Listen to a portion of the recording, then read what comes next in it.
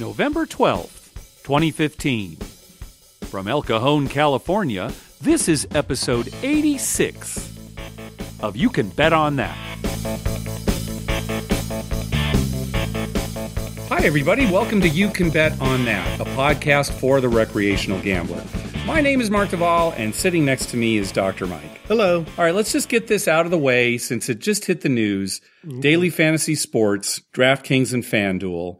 So the New York Attorney General basically came out and said, hey, this is illegal gambling in New York State, and sent a cease and desist notice to both DraftKings and FanDuel.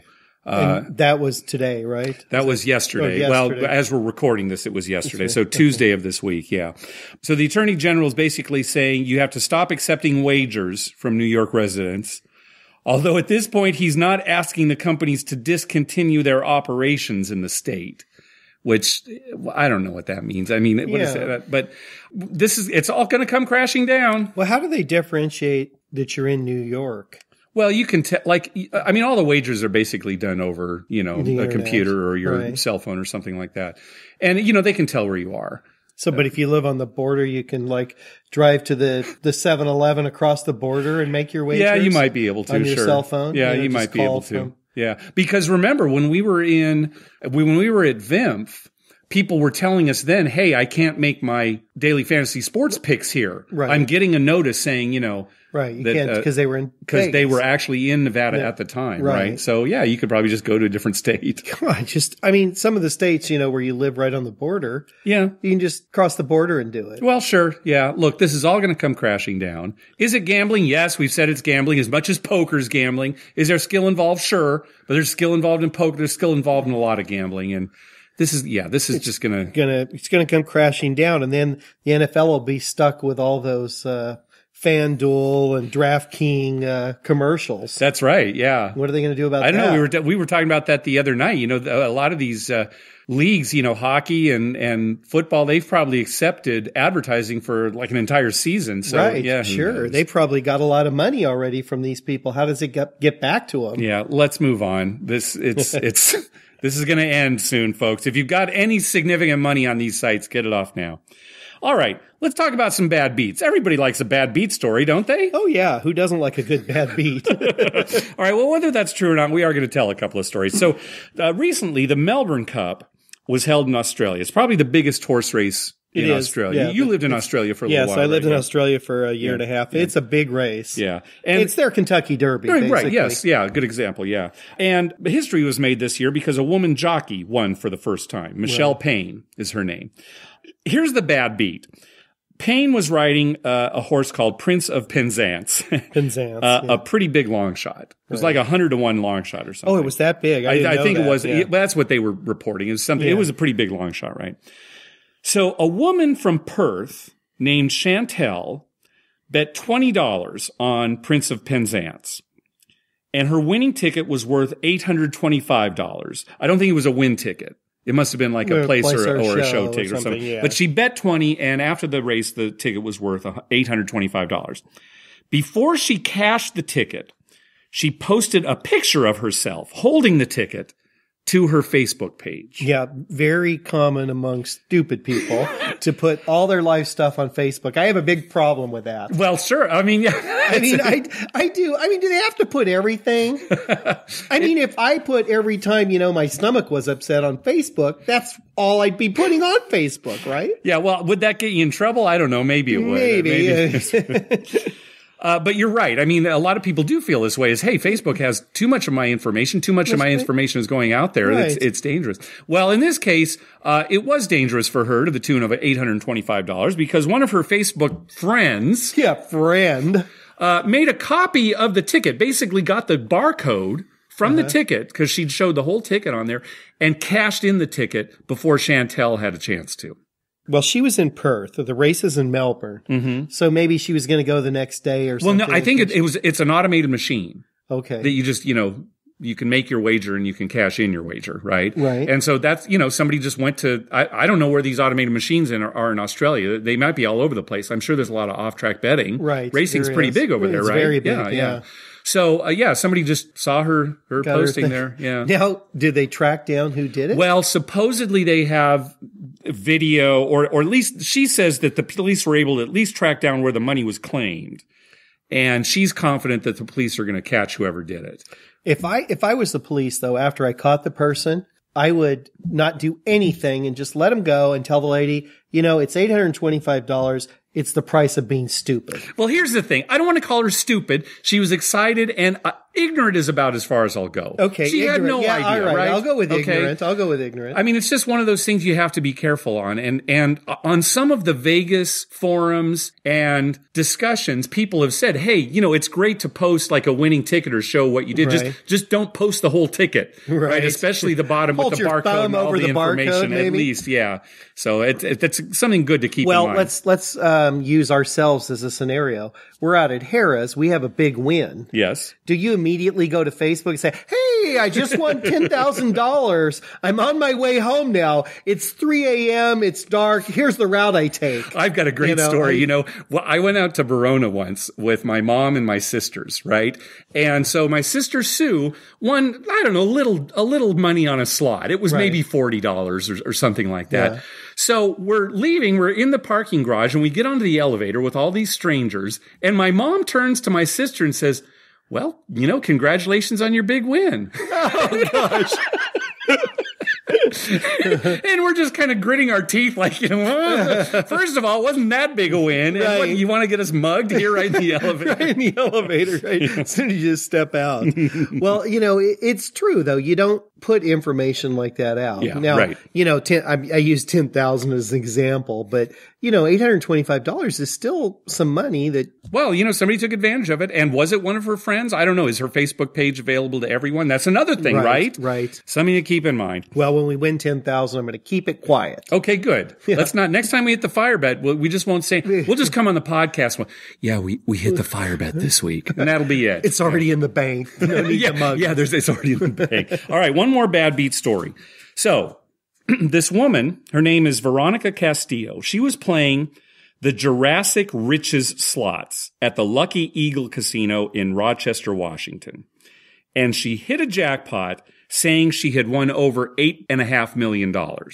Okay. I wonder what she was playing. It was like a 25-cent machine. Okay. Right? So, she was putting 75 cents in a pool? Maybe something like that. Yeah. Or, Probably not going to pay $8.5 million. The casino told her that the slot had malfunctioned and that she had only won a little over $80. Okay. That's what the casino said. Now remember, most slots say, any machine malfunction voids, the it usually payout, says it like right that. on the machine. Right. But this machine, and she had a picture of it, clearly showed over $8.5 million payoff. Right. Okay. That's what it said. Now, according to the casino, the maximum jackpot on that machine is only $20,000, which is probably true. Right. Well, a quarter machine, right? Yeah. So it's a complete computer glitch. Yeah, exactly. Now, a spokesman for the casino said, the win claimed by Ms. Castillo is not legally or practically possible on the machine. Now, legally, I'm not a lawyer. I can't speak to that. Yeah, but there's probably some gaming regulation about what a machine can pay. It could be, right. And I like that he used the word practically possible. Because we talked about a similar case before. Remember when it was a case where this grandmother had, supposedly won this much money, and the amount would have bankrupted the casino. Right. It was clearly an error. Right. And this is I take it a small casino. Yeah. So it probably 80 million would probably bankrupt. Well, this is just $8.5 million. But it would it'd still sting. There's no question about it. So anyway, she plans on suing. I imagine maybe a settlement of like $20,000, which is the most that it could pay, plus legal fees. Right. Maybe something like that. Well, if they're smart, they won't even let it come to a lawsuit. Just give the lady $20,000. Yeah. She's hopefully she's smart enough to be happy. Yeah. Then she can post it to her Facebook. That's right. I got it. The check or the whole check with all the information on it right there. Yeah. Get mugged on the way home. Lose it. It'd be a good lesson for everybody. And then the casino can go ahead and sue the slot manufacturer, I suppose. That would be another step. If for some reason they lose a lot of money on it, the casino could just go along and. Yeah, I guess. Malfunctions happen, right? Oh, sure. They do on almost every machine I've ever seen. Yeah. They tell you right there that anything, if some guy's pushing the machine or shaking the machine and something weird comes up, it's void. Yeah. Well, I don't think that it often says that you've gotten a huge jackpot. It usually malfunctions in some other way. Like one of the reels stops spinning or something like that. Or your payout piece of paper comes halfway out and then shoots back in. Right. I've had that happen to me many times. It's and then they say, well, sorry, sir. Yeah. And they have to go through. All right. So those are our bad beats. Let's move on. So back in September, Vegas Tripping reported that a class action lawsuit was filed against the Cosmopolitan in Las Vegas for illegally recording phone calls.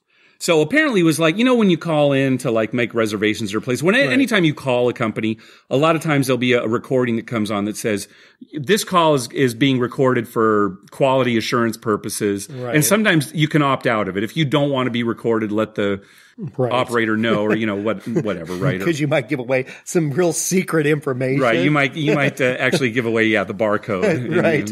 My winning ticket. Yeah. Oh, by the way, I just won a bunch of money, and here's the number associated with it.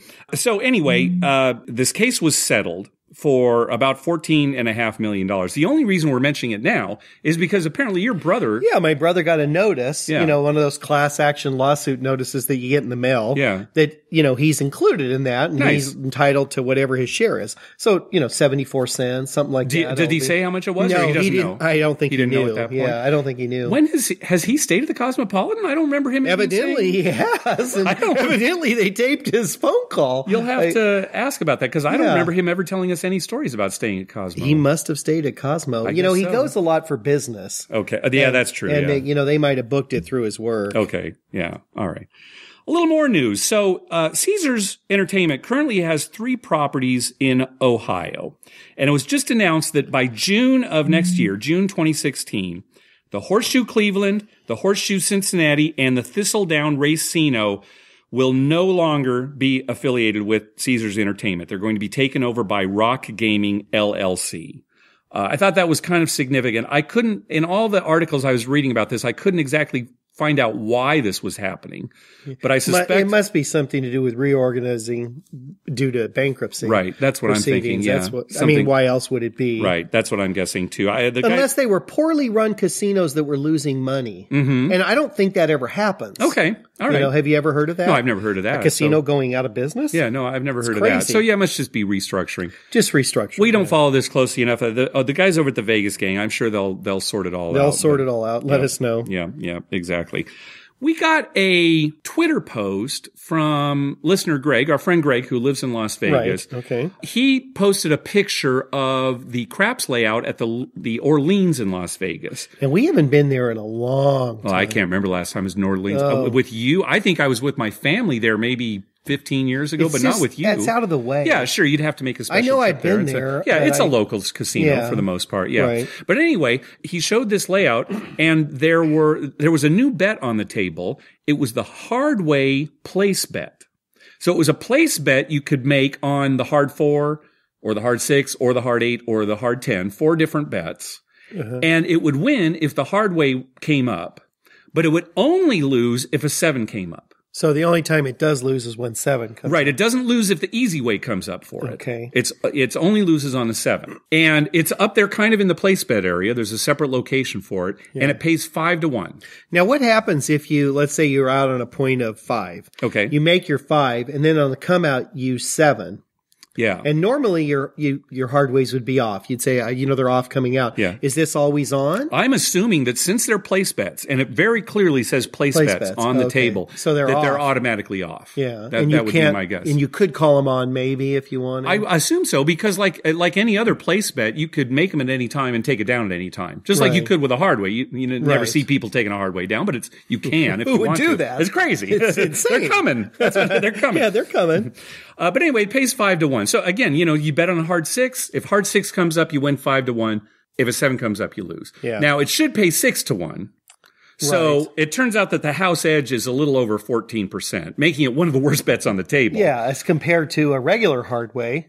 Right. Well, yeah, it is. Right. It's worse than a regular hardway. And it's certainly worse than any place bet. Now, it's not as bad as like a hop bet or like an any 7 bet, something like that. Right. But anyway, it's a new bet. I always like when they're trying new things out. Yeah, there, it's interesting. Yeah. So do they have the regular hardways as well? Yeah. Oh, yeah. Yeah, so you could bet them both. Yeah. Did you see the picture of the layout? Yeah, I saw the picture, but I don't remember. Okay. I mean, it's anything past 24 hours is gone. It's right up there in the place bet area. It's kind of a little in the come bet area.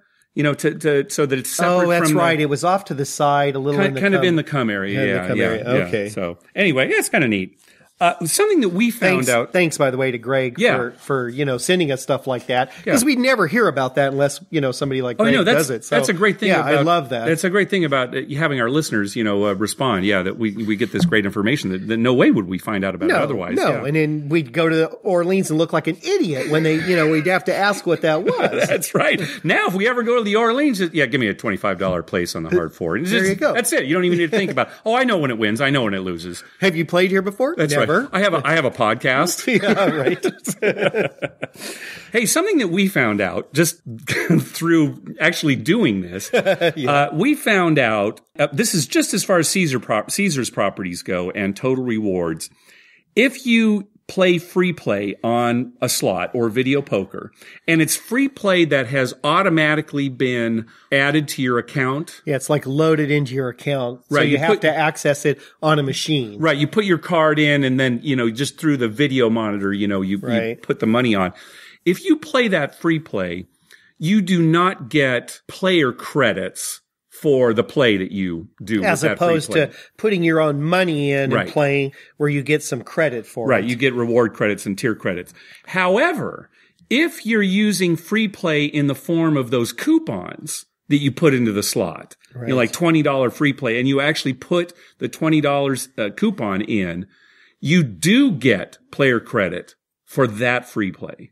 Okay. Now, why there's a difference, I don't know. I was just going to ask, why would there be a difference? I don't know. I mean, I know you're not a casino owner. No. And maybe they don't even realize this is happening. We just let the cat out of the bag, and now we've screwed it for everybody. Because now there's going to be no free play for your coupon either. That's right. No points for your coupon. That's right. But no, we just found this out, over the course of a couple weekends when we were doing some free play up at Harrah's, Southern California. Speaking of here in Southern California, let's tell a story what happened this last weekend that was, I think, pretty significant. We were up there on Friday night. We didn't tweet about it because we actually went up to Pechanga first to check out their craps situation up there. And look around. No reason to go to Pechanga for craps. I don't think so. As far as I can tell. Yeah. They now have dice and they use cards, and it was just very slow and very slow. Yeah. But anyway, we ended up at Harrah's and we were playing at a table, $10 table.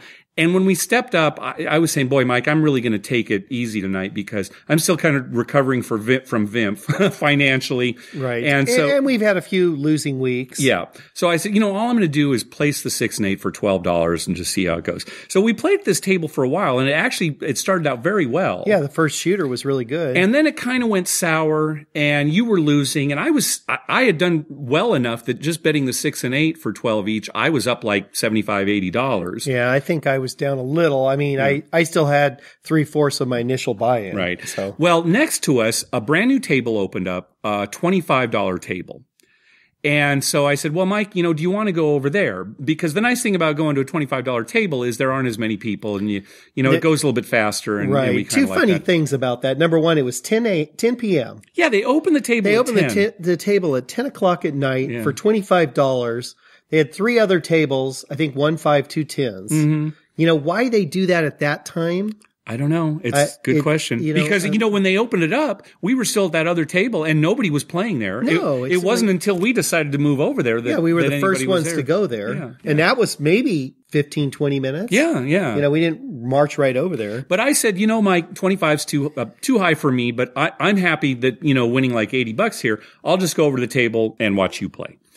So you were playing a little bit, and then you had this great suggestion. You said, hey, Mark, why don't you place the 6 and 8 for $30 each, and then I will buy some of your action on those bets. Right. Right? So in essence, you were putting 12 on each of them. Yeah. And I was putting the rest. Yeah. So I had 12 and you had 18, even though I was making the bet. So I would make the bet, give them 30 each on the 6 and 8, and then you'd give me 18 each for the 6 and 8. Right. And then when it would hit, they would pay me 35, but I would give you 21 of that and keep 14 for myself. That way you get to play at the same limit, and I'm just, adding a little money. I mean, like me making a bet on you. Yeah, because, right, exactly. So that actually worked for quite well for a while, but the table got real cold. Yeah, it did get cold. And we started off well. I know. It was just you and I, and we both...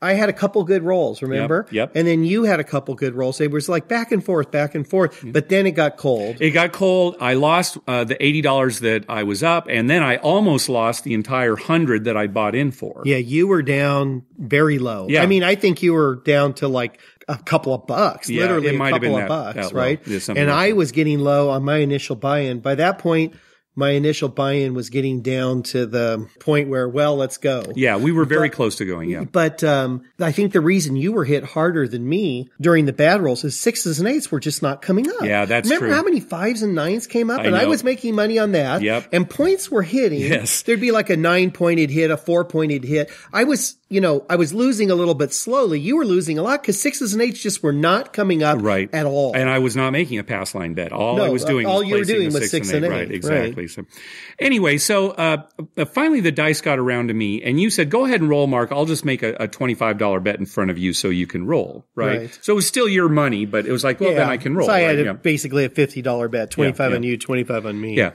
So I started to roll, and first of all, let's talk about this guy who was at the other side of the table. As we were playing, a few more people came to the table. Right. Well, really only him. A couple of people stopped and putzed around for 10 minutes and left. Right. But he stayed a while. He stayed. And here's what he was doing. At the beginning of each shooter's roll, he would buy in for $1,000.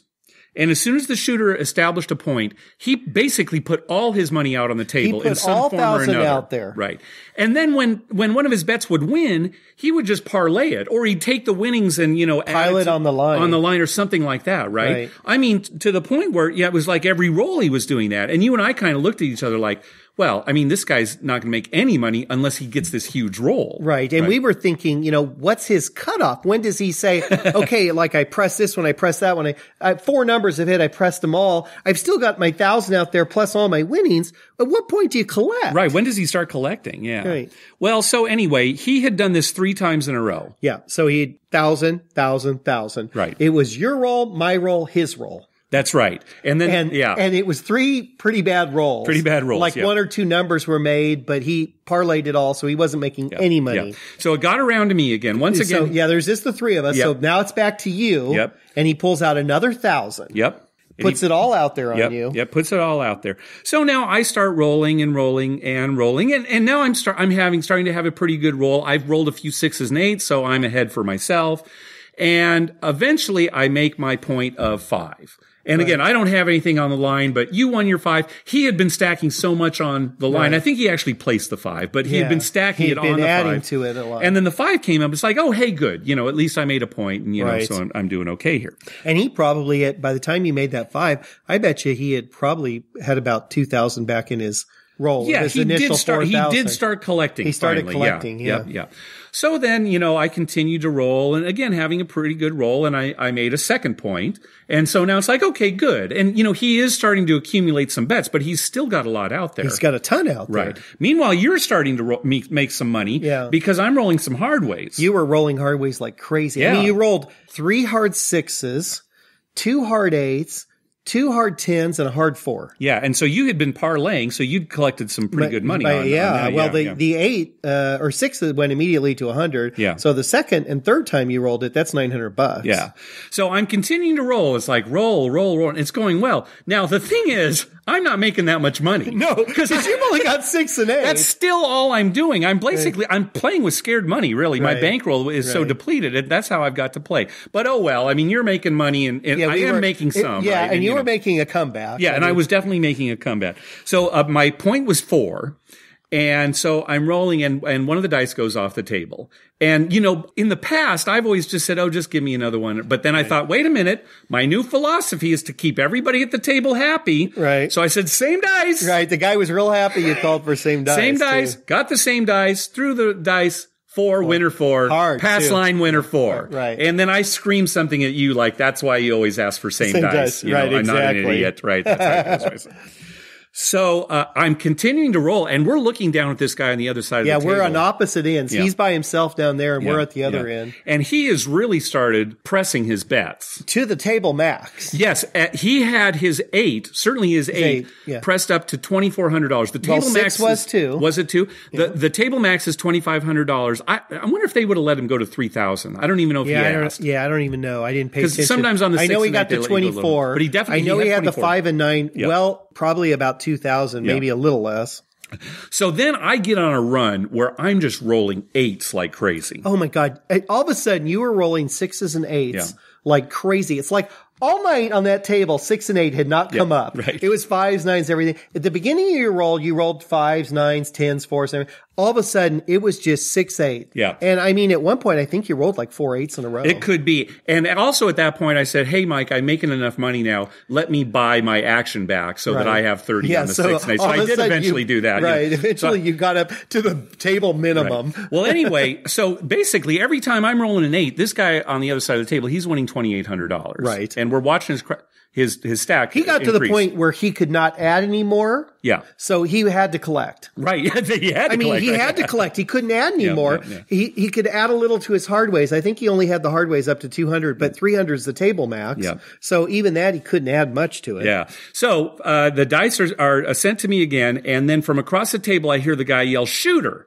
And he tosses something in the air and comes to me, and it's a $100 chip. Nice. Right? He tips me $100. It's like, yes, good. I'm not making any money for myself because I'm too scared to bet. But you're making tip money. But at least, he's tipped me. So yes. So then, I continued. The roll just kept going. Right. And when, about every couple times he'd collect, he threw me another $100 chips. He'd throw one to the dealers too, right? Here's for the dealers, here's for the shooter. And he was pretty happy. Yeah, he was very happy. And you were like one of the dancers at Glitter Gulch, You're working for minimum wages, but those tips are pouring in, right? That's exactly right.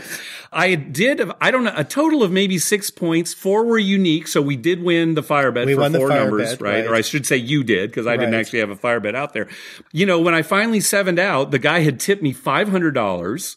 Which was way more than I won on my own. Yeah, you won about 100. That's right. And he tipped you 5. You had more than almost tripled your money. Well, almost quadrupled your money, really, from what you started with. I quadrupled it. Yeah. So, what a great roll. And then you rolled a little bit after that. We really didn't have any good rolls after. No, I think we left after mine, right? I rolled and I knew it was going to be bad, and then we left. Yeah. So anyway, as we were about to leave, and this guy's about to leave too, he comes back over. But I went over and gave him a big hug after my roll and said, thank you very much. Yeah. He came back to the table and he said, hey, I just want to thank you again, gave me another $100 tip. It was very nice. Yeah. So all in all, he tipped me $600. And you and I were talking about how years ago when we had that great run at Caesars, where we won like the $15,000 and $20,000 a piece. I had tipped the shooter $500. When the 4 came up and we'd won $10,000, I was just so excited. I tipped him $500, which is probably the stupidest thing I've ever done at a craps table. Right. Even after I did it, it's like, that was $500. You know what? It wasn't stupid because you gave that guy a story he'll tell his whole life, right? He'll tell his grandkids, I had this great roll once. Guy tipped me $500, a $500 tip. All his life, you don't know him, he doesn't know you, but you both can tell that story forever. That's right. And that's worth gold. That is good. Well, karma finally came back because now I've been tipped $600, right? Yeah, and you know what's funny about that? I was thinking about this the next day.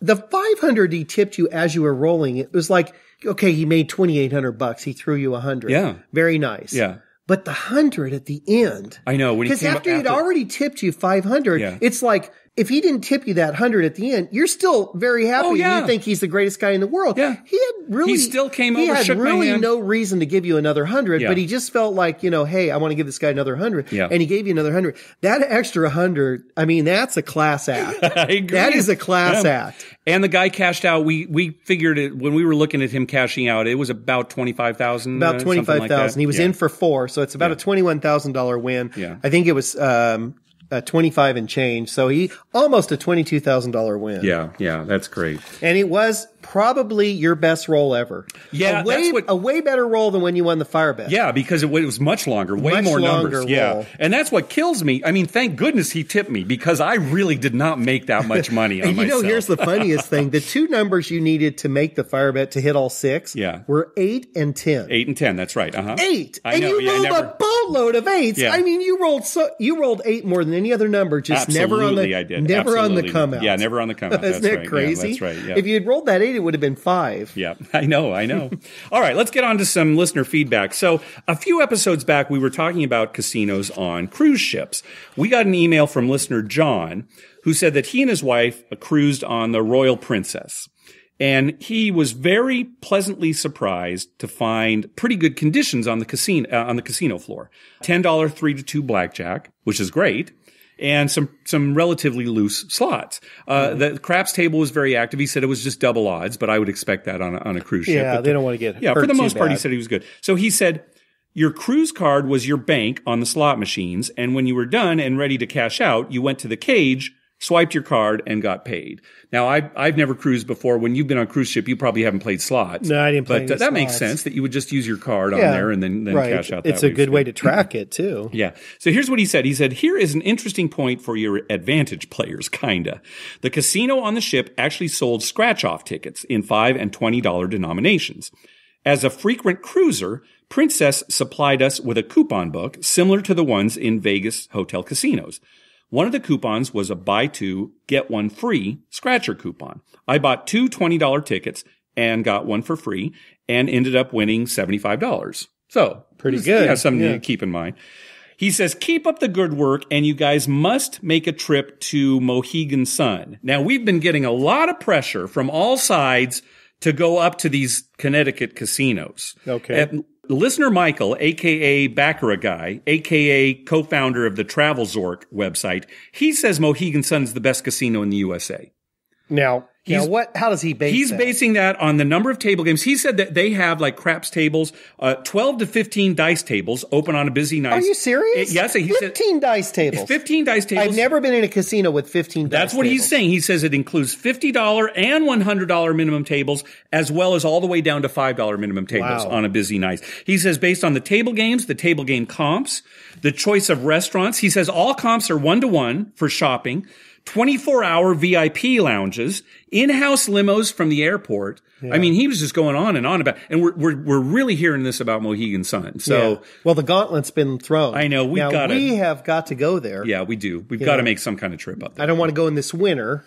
No. Okay. No. But spring or fall. Yeah. Fall would be good. See the colors in Connecticut. It would be great if we could come up with some additional reason to go there. You know, like with something family related or something like else. One of our wives. Oh, I really want to go to Connecticut. See, the thing is, we're just so spoiled by having like airfare and accommodations handled by Caesars. That's why we're thinking, we'll go to Caesars property. Right. In fact, you're going to Indiana, aren't you? Here in about a month? Less than a month. I'm going to Indiana. Yeah, on Caesars ticket, Caesars, right? Yeah. Mm-hmm. Yeah. So, yeah, we got to find a way to get up there. Yeah, well, we'll work it out. All right. Maybe Caesars will send us. That's right. Ask them. Next time, ask your host. Yeah. Will you send us up to Mohegan Sun? I know it's in Connecticut and it's not your property, but come on. Yeah, really. We'll play here more. I'll be your best friend. All right, let's move on to our voicemail hotline. Don't forget to call our hotline at 951-292-4377. That's 9512-WAGERS. 9512-WAGERS. And maybe we'll play your clip on the show. First up is Mike. Yeah, my name's Mike from Alpine, and I'll tell you about what happened at Viejas. They have this drawing for an Austin Healey. Last Saturday, my wife's friend, she came down, she's a Pechanga Indian, and she wanted to win the car, so she went and she played. She's playing like $50 a spin or something. So she ended up winning the car, they called the 10 people, and she was the one that got it. Well, anyway, the interesting part is that when she went in to get the car, they offered her $50,000 instead of the $108,000 Austin Healey. Well, she wanted the car. Well, now here's where it gets good.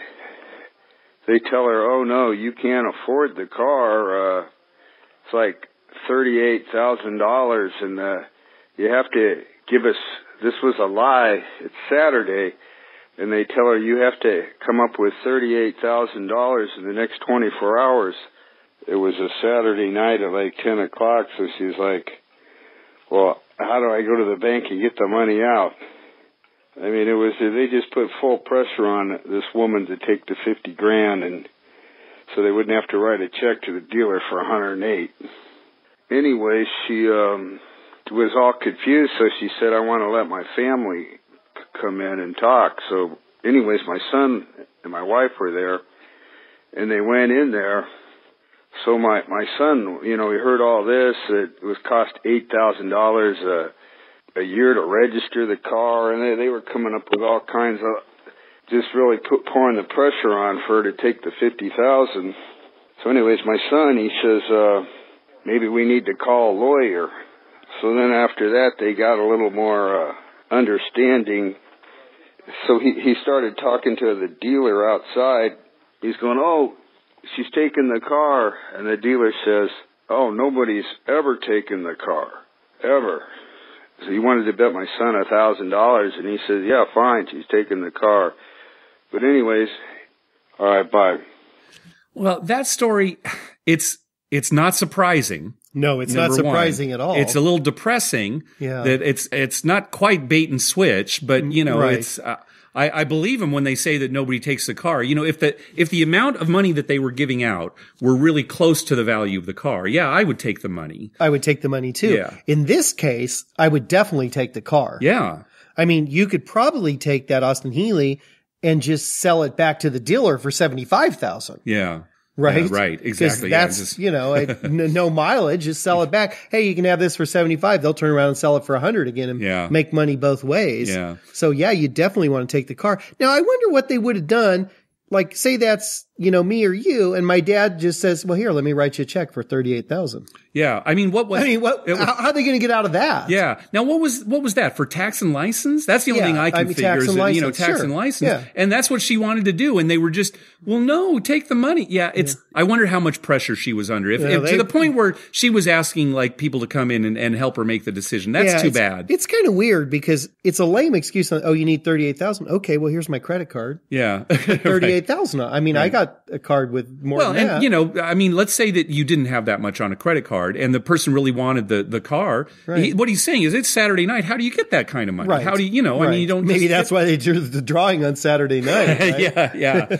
That's too bad. Yeah, that's too bad. That's funny. It sounds like she eventually got the car. But, he kind of cut off there at the end, but I assume she got the car. Yeah. I would have taken it too and then sold it. Oh, sure. Yeah. Right. I'm not going to drive that car around. Yeah. No. With the insurance and everything else. Right. Yeah. Well, and you don't want to pay. That's why all the lame excuses like, it's going to cost you this much a year. No, it's not. I'm going to sell that baby right now. Yeah, that's right. That's right. They're trying to talk her out of it. All right. Okay. Let's hear from our buddy Ed. Hey guys, it's your buddy Ed in New Jersey.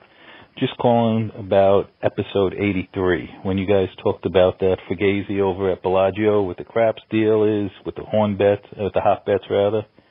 And you said that one of the guys involved, Jeffrey Dean Martin, I believe was his name, that he was claiming that he was a Major League Baseball player on the San Diego Padres, and you guys had some doubt as if that was true. Listen, if you're going to claim falsely that you were a Major League Baseball player, if you're going to lie about that, why are you going to say you were a Padre? Really? A Padre? You're going to say you were a Yankee, a Met, let's go Mets, maybe a Dodger? Not the Padres. Give me a break.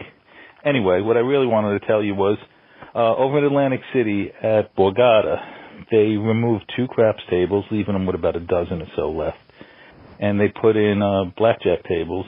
They're only use those particular tables on the weekend. They're 3 to 2, but they're hand shuffled, and they're not using they don't use any continuous shuffle machine, but they don't use automatic shuffles on those because they're only used on the weekend, and they don't want to pay the fee. So if you play at those tables, you can get a lot of comp time because it takes a long time to shuffle, blah, blah, blah. So just a little something for the Atlantic City player.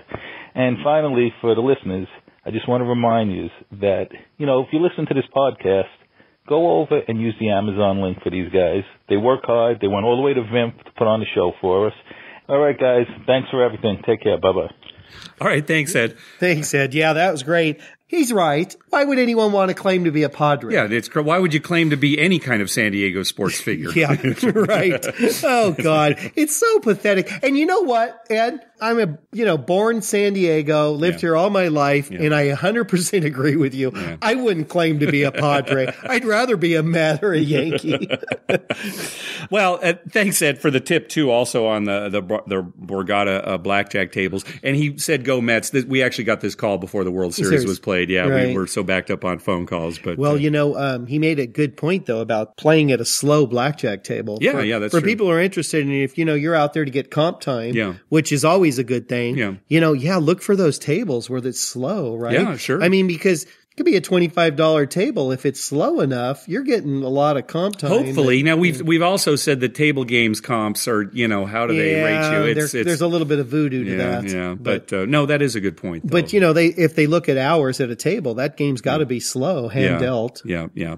And thanks for pitching Amazon, too, Ed. This would be a good time to say to remember whenever you're going to buy something through Amazon, go to our page first.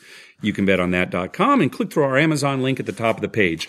That way, when you make a purchase, we get a little kickback that helps cover the costs of hosting the show, and it doesn't cost you a thing. You'll pay the same price just like normal. All right, let's hear from Kevin. Hi, Mark and Dr. Mike. This is Kevin from San Antonio.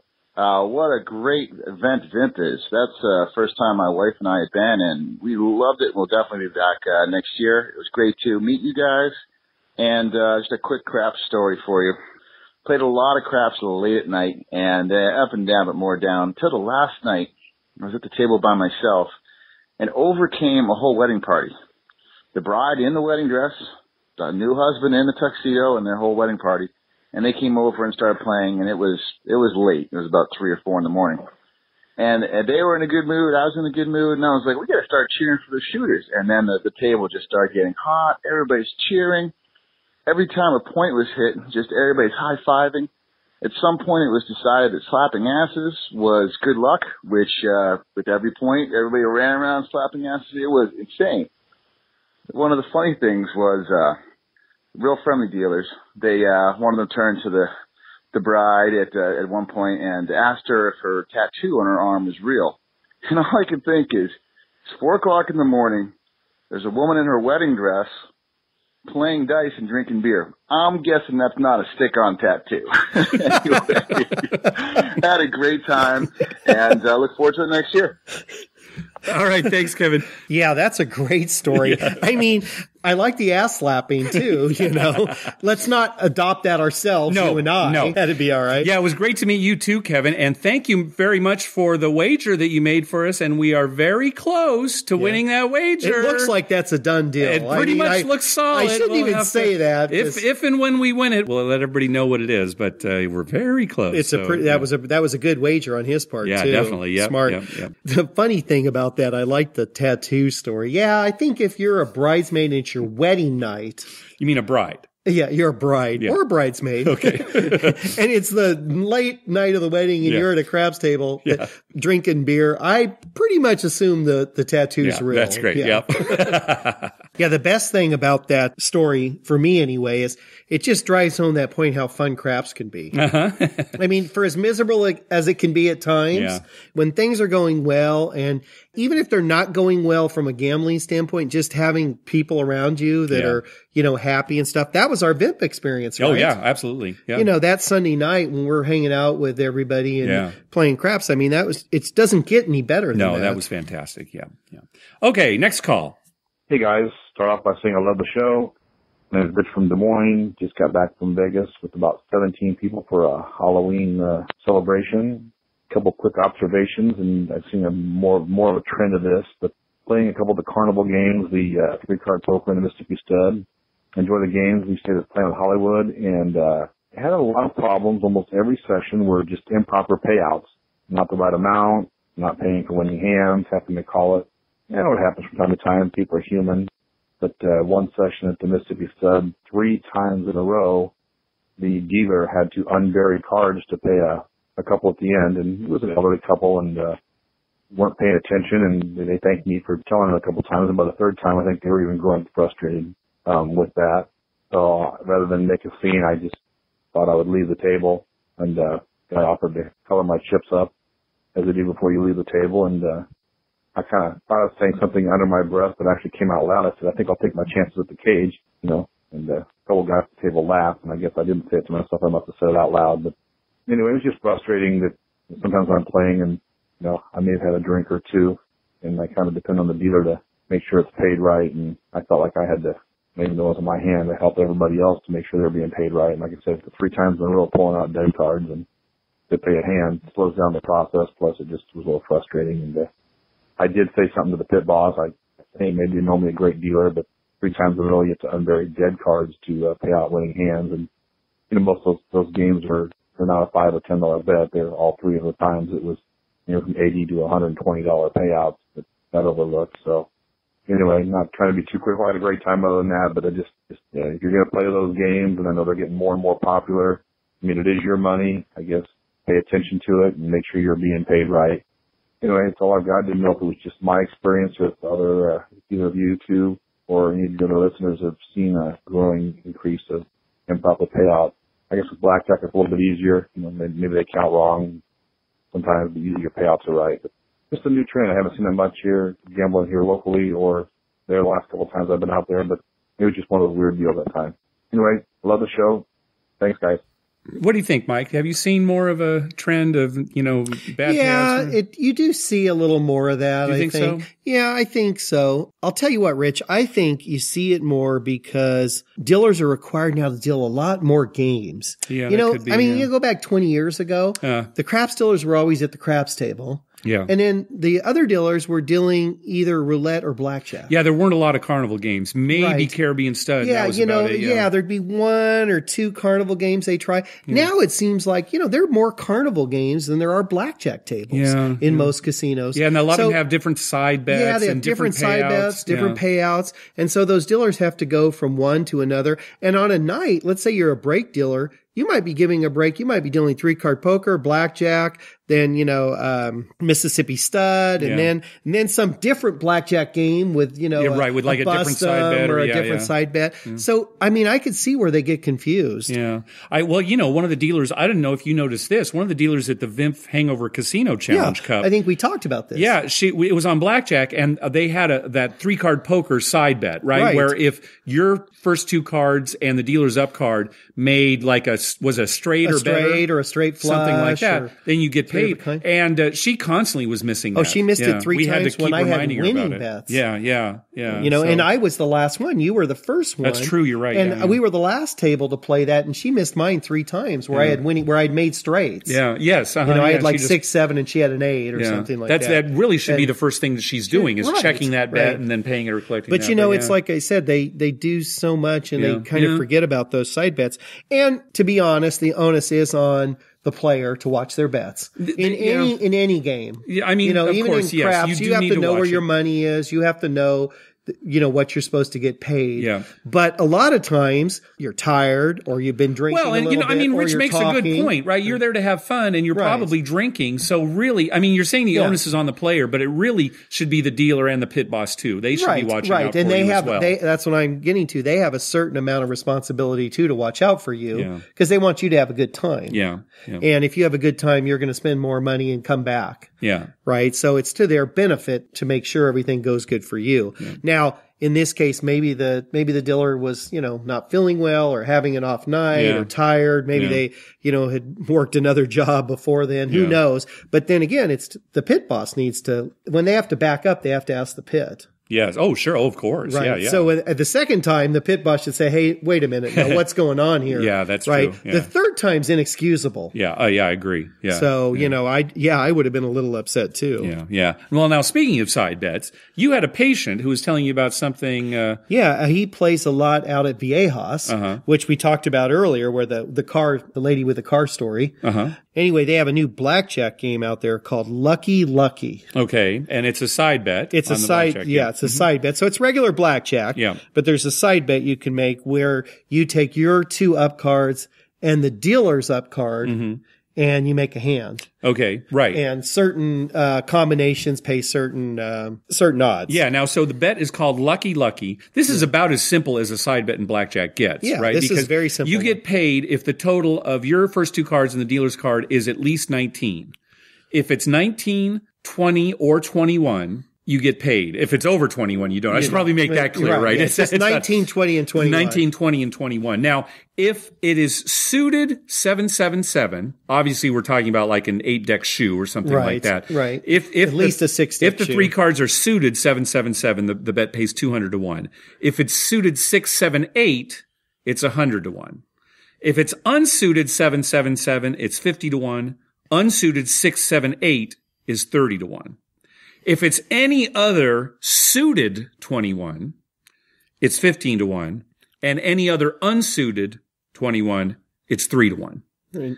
And then if the total is 20 or 19, it's 2 to 1. 2 to 1. Yeah. And I assume that there's a limit on the side bets. Yeah. Usually it's like $25, something like that. But paying 200 to 1, who knows? It's a good question. But the nice thing about it is it's got a relatively low house edge for a side bet. It's only 2.66% house edge. And I would have guessed higher. Yeah. Just when we heard it. When we heard it, I thought, it was a higher. But 2.6 is pretty good. Yeah. And your dad would probably like to play a side bet like that, right? Yeah. Especially if he hit a suited 21 or something, right? Yeah. Had $5 out there, got 15 for 1 on his suited 21. Yeah, he'd be excited. Yeah. All right, we'll have to go out there and take it. Yeah, maybe I was thinking over Thanksgiving time, we just make a quick run up there one day just to check that out. It's not a bad thing because it's pretty close to where I live. Yeah, it's very close to here. It's certainly closer than Harrah's. So we should go and we don't have to stay and play long, but that's we should just for like an hour. We should check that out. Yeah. I'd like to know how many tables they have. Yeah, that's good. Yeah, because a lot of these side bets too, they'll have like one table. Yeah, right. And it'll be very popular, and so you can never get on it. Yeah. Oh, well, we'll check it out. All right, let's hear from Carter.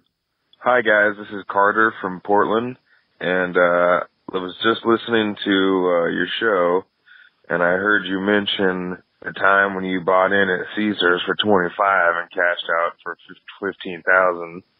And man, I sure would like to hear that story in detail if you wouldn't mind sharing it.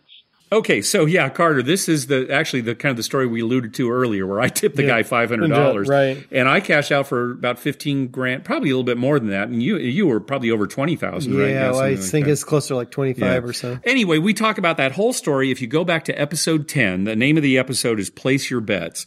We go into great detail about that whole amazing crap runs, probably the best craps run we've ever had, just based on excitement and cashing out big. So go back to episode 10. That's where you can hear it.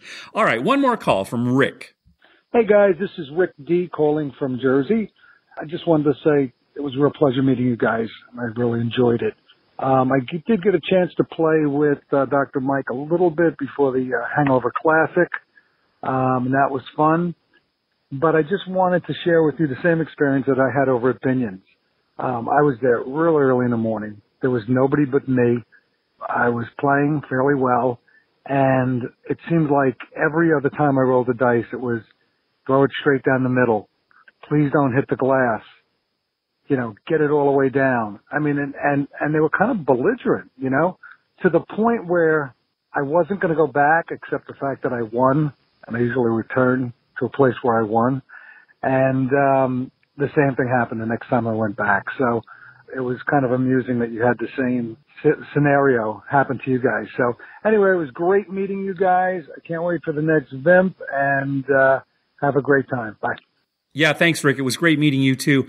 Boy, this Binion's thing, it left such a bad taste in our mouths. Yeah, it's weird. I mean, seriously. And it's like Rick said, it's almost like they want you to leave. Boy, that's the way we felt. Yep. Like, we don't need your business. Please leave. Yeah. And it's funny because listener Oliver actually warned us about Binion's before Vimp. He had sent us an email talking about a bad experience he'd had there. The same kind of thing, right? The thing is, look, you're going to have a bad experience almost anywhere. Like we had a very bad experience at Vimp at Main Street Station. Right? It was bad. Right. We probably won't go back, but we're not going to badmouth the place because other people have said, it's kind of an anomaly. I've had real good experiences there. It's like, well, okay. But man, with Binion's, our firsthand experience and stories that we're getting from listeners, this is an issue there. Yeah. I can't figure out why. I don't know either. You would think the dealers want to be nicer because they want tips. Yeah. I mean, that's a big part of their income. Yeah. So there's no reason for them to drive people away. I think it ultimately comes from the top down. I think it's probably upper management and it's just all the way down and the employees aren't happy and I don't know. That's my guess. So you're saying that there's a management problem leading to poor customer service and consequently poor production. Mike, that's exactly what I'm saying. Okay, so sounds a lot like the San Diego Chargers. I'm not familiar with that team, but I'm going to have to take your word for it. Yeah, trust me on it. It stinks at the top and it goes all the way down. All right, very good. All right, well, that's going to do it for this episode. Hey, we want to thank a couple listeners for PayPal donations. First of all, Taylor, he donated $14. Now, normally we don't actually mention the amount of the donation, but $14 is kind of a running theme now on the show, apparently, it seems like.